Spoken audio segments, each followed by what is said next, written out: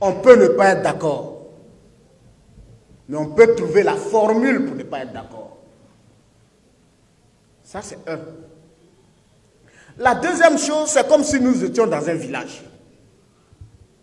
Et puis, les jeunes, tous les jeunes, s'entendent pour dire, le temps est venu de dire à nos papas d'arrêter de travailler, de nous laisser les plantations.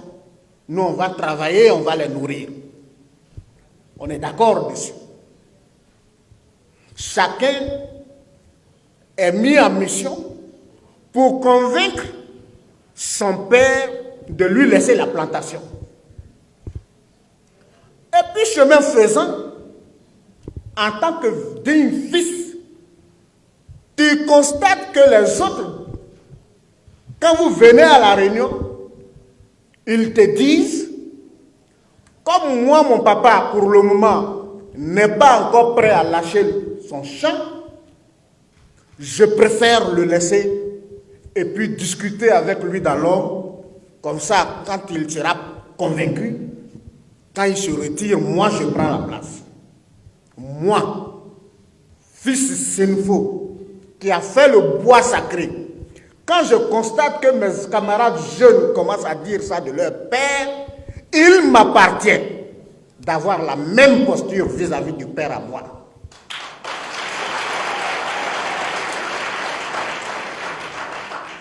Parce que moi seul, je ne pourrais pas changer les choses. Et mon père n'est pas le père de toute notre génération. Si tu respectes ton père et que tu estimes que tu ne peux pas lui arracher brutalement sa plantation, alors quel que soit le différend avec mon père, je reviendrai discuter avec lui pour que nous puissions, dans la sérénité et dans le respect, procéder à ce que nous on appelle une transmission générationnelle du pouvoir. Mesdames et messieurs, pour nous au RACI, quand nous créions le RACI, c'était d'abord le réseau des Amis de Côte d'Ivoire. Et quand nous avons créé le réseau des Amis de Côte d'Ivoire, grand frère, je vais vous dire aujourd'hui,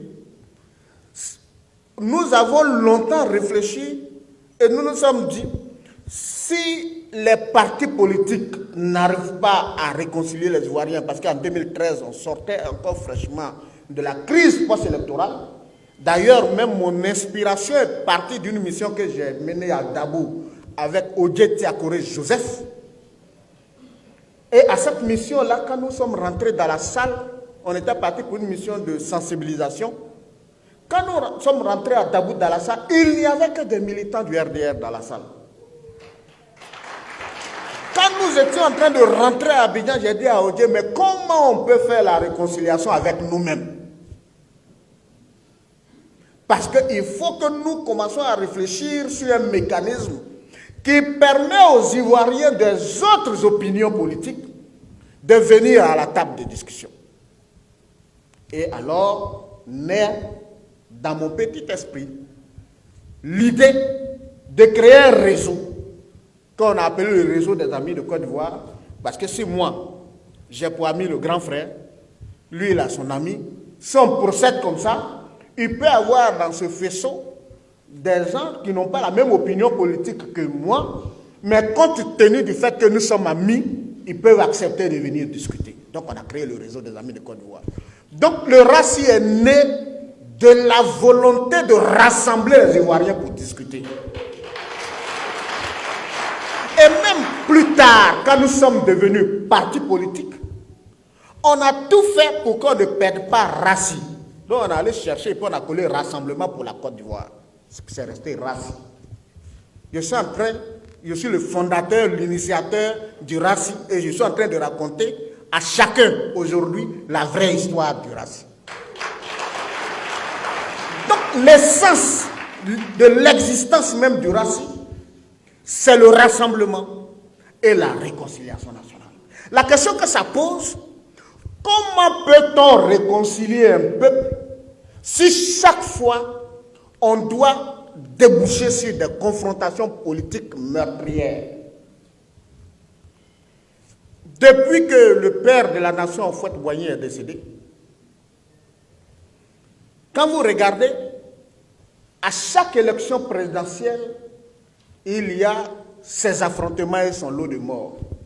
Et quand on sort, on assiste à une autre recomposition des alliances politiques dans notre pays. Et puis, juste peut-être pour courir derrière le gâteau,